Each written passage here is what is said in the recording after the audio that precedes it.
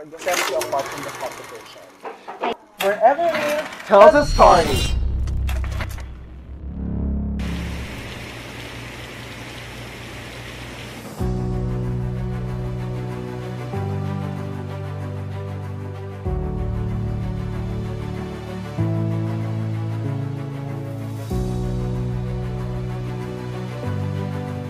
Magandang araw Pilipinas and welcome to The Real Talk. My name is Marco Lopez. And I'm JP Medina, and today, of course, we have a special episode of The Real Talk because definitely there's a one hardworking, inspiring leader na talaga makakausap natin today. Are you excited with that? Nako, totoo yan, JP. At ito lang ating guest ay talaga ng mga isa sa pinaka-top performing Vice Mayor ng Tansa, Cavite, Region 4A, at kilala siya sa kanyang tagline na serbisyo at malasakit, diretsong maglingkod. Diba? Ay, alam mo, remarkable. Pagkarinig ko pala ng tagline niya, parang medyo may sounds, it rings a bell. Oh, alam mo na kung sino, parang yun. Pero of course, Mark is not just a leader, of course, diba? He's a man of action and dedication. Of course, without further ado, let's all welcome Vice Mayor Bacolod Matro, also known as BMSM Matro. Ayan. Hi! Good afternoon, BM! Good afternoon po sa inyo lahat. Ayan. Good afternoon sa ating mga viewers. Vice, let's start with a simple question. Diba? Kamusta po kayo? Mabuti naman po. Tapos na po ng ating ng Pasko, na New Year. Luzon, nakaikot naman po tayo sa ating mga kabayan. Kalmado si Vice Mayor Marta. But anyway, let's start with a simple question, no? How does it feel right now na medyo madami activities na nangyayari ngayon sa bayan ng Tansa? Well, ito naman pong mga activities na ito. Normal na po namin itong ginagawa. Daily ho, araw-araw. So, election man o hindi, gumagawa kami ng paraan para makatulong sa ating mga kababayan. Vice kasi actually, very hands-on daw po kayo sa inyong mga proyekto. So, can you share some of the key projects you've initiated as a Vice Mayor po? Yes po. Ang inyong lingkod ho, utusan lang po ako. May mga boss po tayo. So, kapitan pa lang po tayo. Tayo na po yung nautusan ho na maghatid ng tulong sa ating bayan. Ngayon po, ang ginagawa po natin, nung tayo barangay captain pa lang po, nakapagtayo tayo ng dialysis center. Libre po yan sa DSEP. Alam po ng mga kababayan namin yan. Hanggang ngayon, tumatakbo po yan. So, lahat doon, wala kayong babayaran, talagang libre. Did you encounter any challenges or problem executing all your projects for Tansa? Yes po. Sa una ho, talagang mahirap. Pero sa awa po ng ating malaman ng Diyos, ang ating mga bossing ho, talagang tumutulong po sa atin. Ang ating mahal na governor, si Gov. John Vic, tumutulong ho. Si Congressman Ping, sila SOJ, sa ating mayor, nakasuporta po sa atin. Kaya yung mga project po natin, nagagawa po natin ng maayos. Okay, Vice, how passionate you are about serving the people of Tansa? What inspired you to enter public service in the first place? But sa una ho, wala namang calling.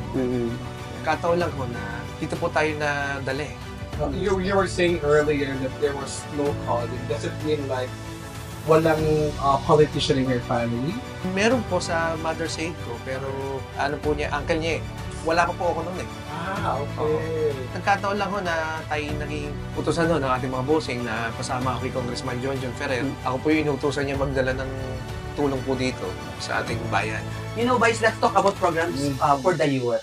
How do you plan to support education, sports, and skill development for the younger generation of Tansa? Alam niyo po, nung tayo barangay captain pa lang, doon ako nagsimula ho. Magkaroon ng scholar ng bayan.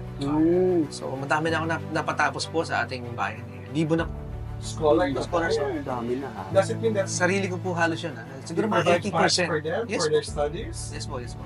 Okay. Ang lagi ko lang po sinasabi sa kanila, yung ginawa ko sa inyong kabutihan, pag kayo nakagraduate ka, ibalik nyo din sa iba.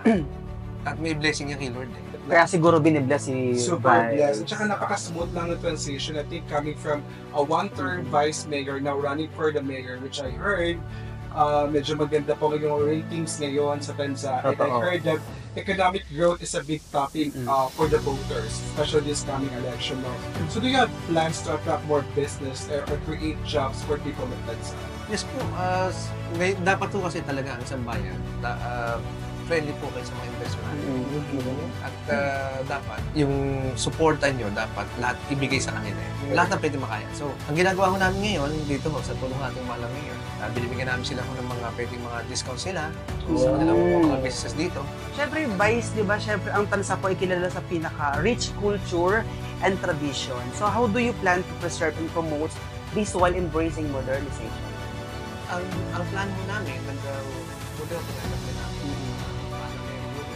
Meron kaming gagawin pong one-stop shop para sa lahat ng produkto ko ng aming bayan.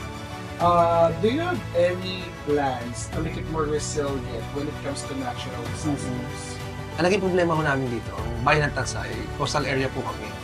So, mostly yung tabing dagat, ang aming mga residente, mga mangingisda. So, pag may mga bagyuhan, yung mga typhoon, hindi sila makalabas eh. Yes po, ang mga bossing natin, tulad ni Congressman Pinco, ang ating governor, ay tumutulong ko sila para makakuha ko ng malalaking mga budget sa national para mabaksak po sa atin. So, nag-request po kami ng tulong sa ating mga bossing po na kung pwede ilagay na po natin ay yung seawall. Kasi yung mga breakwater po, hindi na po kaya eh. Kailangan seawall na po para maprotektahan po yung mga kabahayan natin sa tabing dagat. Pero Vice, what do you think is the biggest strength of the people of Tansa and how do you plan to harness that to further that municipality's development? Well, ang Tanseño ho naman, mabababaw lang naman po ang kaligayahan. Kaya hindi naman sila masyado mapaghanap. Ang tanging gusto lang ho nila naman sa atin, yung maibigay lang yung mga servisyo po sa ating bayan. Sa education, yung sa health, siyempre ho, meron pati sa infra, yung development na ating bayan. Yan po yung tututukan namin ngayon. Okay, Vice, now you already have a lot of projects. Among those projects or activities, ano yung mas tumatak sa itong project? Yung isang programa ko namin, yung libre servisyo sa mga sumasakabilang buhay. Napakalaking tulong yun sa ating mga kababayan. Yan po yung servisyo ko para sa mga namamatayan. Okay. So parang free yung services nila? Hindi lang yung services. Pati may mga kasama po yan. Pati yung libingan, meron pa din pag wala silang lilibingan. Tapos, ito mo yung damit ng namatayan, meron kami. May kasamang bigas yan, may dispenser ng tubig, may silya, may lamesa, may tent, may bulaklak. Yun yung programa namin Upo Ka na Lang. Actually, Vice, syempre, you've been a great example of leadership and dedication. So, what advice would you give to aspiring public servants and your young leaders? Ang ang pagiging, ako hindi ko tinatawag akong Vice Mayor. Hindi ako, ano naman meron tayo. Laging sinasabi ko, ako po yung public servant. Utosan po ako ng taong bayan. So, araw-araw po dapat gumawa ka ng paraan kung paano ka makakatulong sa ating mga kababayan. You know what, Vice, thank you so much for your time. Alam ko napaka-busy mo na tao. You have a lot of engagement, but you managed to spend time with us, with our team. This is actually another milestone for the Real Talk Show. And definitely, we are grateful to hear your stories. And do you have any message to the people of Tansa who are watching right now? Para sa ating mga kababayan, like po itong sinasabi, kami pong mga public servant, ipagdasal niyo po kami. Ipagdasal niyo po kami na kami po yung maging mabuting tao. Dahil pagka po yung mabuti din po ang gagawin namin sa aming bayan. Maraming salamat po sa inyo. At syempre, Vice, tunay po kayong inspirasyon sa inyong mga kababayan. Kaya naman, maraming salamat sa inyong serbisyo at malasakit.